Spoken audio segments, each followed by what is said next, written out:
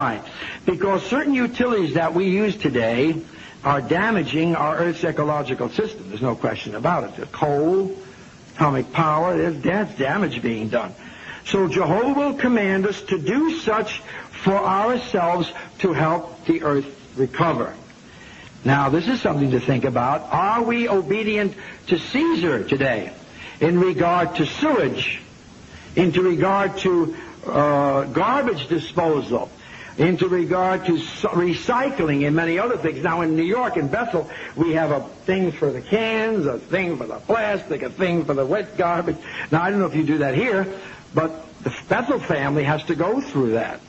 And it has to be all separated. Now, that's good training for us, because Jehovah God's going to have us do the same thing. We're just not going to be able to vandalize or throw things everywhere we want and do right after Armageddon. You have to help the earth recover. Of course,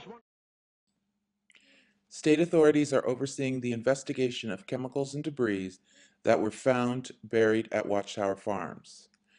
The State Department of Environmental Conservation said the pollution was found at 3 different sites on the 1,141-acre property. Each of the pollution sites cover roughly 2 acres. Matt Hubicki, a DEC environmental engineer, said hints of the contamination were found in 2007 while the Jehovah's Witnesses organization was building an expansion. They found some drums while digging the foundation for one of their residential facilities, Hubicki said. The group immediately reported the drums to the DEC. An investigation found that several 55-gallon drums contained chemicals, including inks and solvents that were used at Watchtower's printing press off Red Mills Road. The gigantic printing operation dates back to the 1970s, and it produces all the religious literature that the group distributes in North America. The drums contained benzene, xylene, and other chemicals that have been shown to affect human health.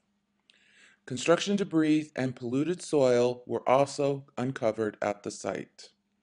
DEC officials said it appears that Watchtower workers moved the toxic soil to these sites when printing chemicals spilled decades ago.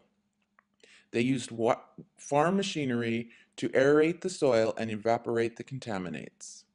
The investigation that began this month will determine the scope of the pollution and cleanup options. Watchtower will have to pay for the cleanup. The cost has not yet been determined. The site is currently enrolled in the Brownfield Cleanup Program. so Jehovah will command us to do such for ourselves to help the earth recover. Now, this is something to think about. Are we obedient to Caesar today in regard to sewage, into regard to garbage disposal, into regard to recycling and many other things? Now, in New York, in Bethel, we have